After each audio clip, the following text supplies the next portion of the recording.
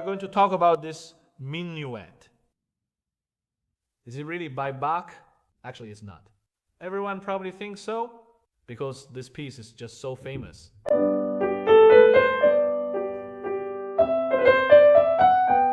Everyone thinks it's Bach's Minuet.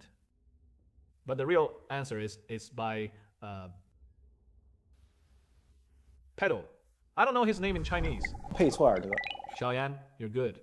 Right. It's by Petzold. Actually, it's not by Bach, but it's from the same period, right? It belongs to... But I think for Petzold, this one piece really reached the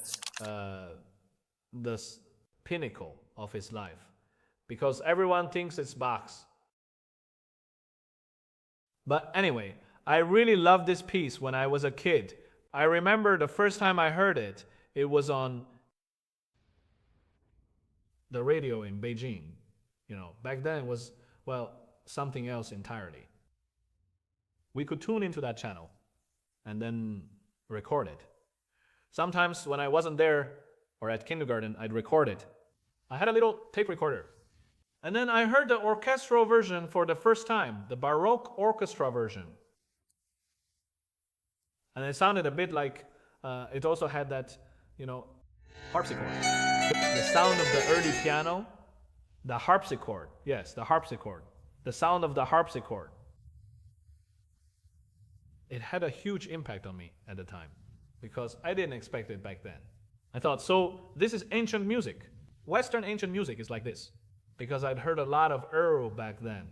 Didn't we have erhu players in our family? So hearing this Western ancient music, it was a real shock to my ears at the time. Now, as for this piece, actually first, we need to understand its triple meter dance rhythm. It's very easy to 1, 2, 3, 1, 2, 3, 1, 2, 3, 1, 2, 3, 1, 2, 3, 1, 2, 3.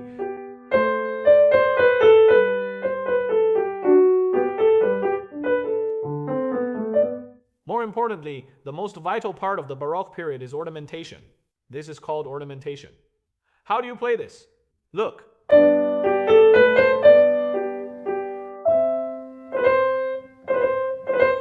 Right, you can see this. Wow, this ornament here, it has a vertical line in the middle, so it should be played faster. Right, and then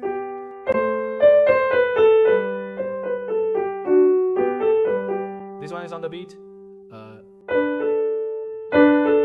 You could also play it after the beat, but this one should be on the beat.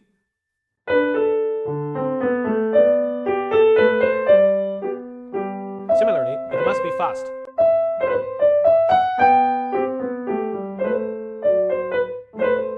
See, it loses its flavor otherwise. When you play it like this, it feels like the notes have a bit of that, like a string instrument feel.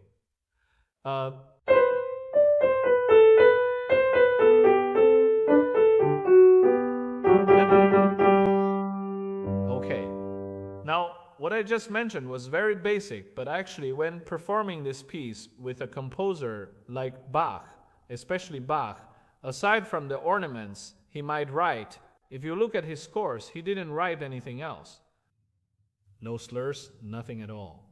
It's not like Beethoven, who, if he made a mistake, would specifically write a note saying, oh, I meant the sforzando on the left, not the right.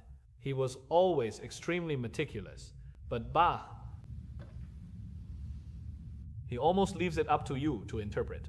Right, but of course you can't just interpret it randomly. The biggest taboo with Bach is changing things haphazardly. You can't play it like Mozart. It can be sudden. For example, let me give you a very simple illustration. It can be like this. And then suddenly, that doesn't work. That definitely won't do. So generally it's more like this, for instance. The first, one measure, right? 1, 2, 3. Tau, 4, 5, 6, 7, 8. 8 measures. Try not to change the tone color randomly. in the Baroque period. This isn't Bach, of course, but it's from the same era.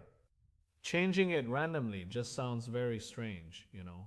You can change it, but it's best to do it in blocks, not bit by bit. You need that sense of unity.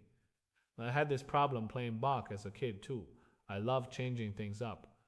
People would say you're playing this like it's Mozart, and that just doesn't work. The instruments back then didn't even allow for it. It wasn't that easy to change the sound. There was a switch, a mechanism that went click on the harpsichord. On the harpsichord, you'd flip it, and then it would sound like... See? So as you can see, changing it between different sections is actually perfectly fine and totally acceptable. But speaking of which, here's something that is actually very interesting and worth noting. Let's take this very simple and straightforward piece as an example to help illustrate the point. Musical freedom, rubato, is actually possible. This was my biggest misconception. This is real inside info from when I recorded the Goldberg Variations. I always thought Bach's rhythm couldn't be changed, but actually it can. Right, back then, Harnoncourt was teaching me how to play Variation 13. This part.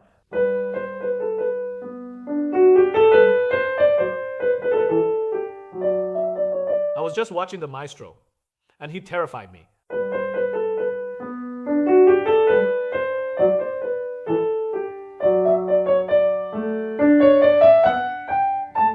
He said, "You think this is Baroque? You're completely wrong." Then he said, "Let me sing it for you."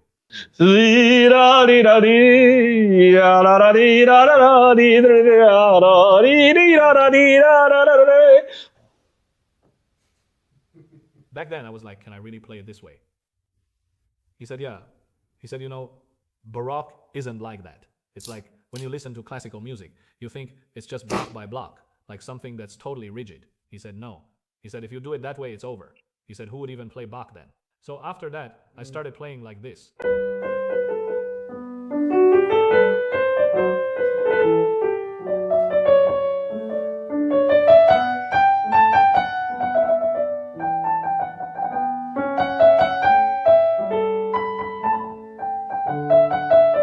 But I can't just change the tone color randomly. You can't do that. This won't work. This really doesn't work. But the rhythm can be changed. You can use rubato, you can stretch it out, and that's perfectly fine, right? Of course, this piece really isn't that difficult. There's no need, just like the aria from the Goldberg Variations, you don't need to make it, I play it on the slower side, yeah. Right, but there's no need to go, there's no need.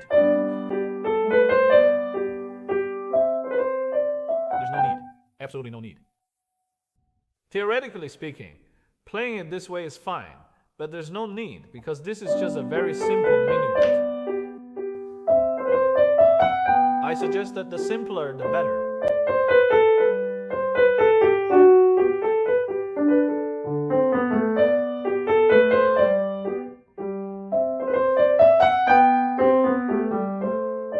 The left hand brings out a couple, then the right hand comes out.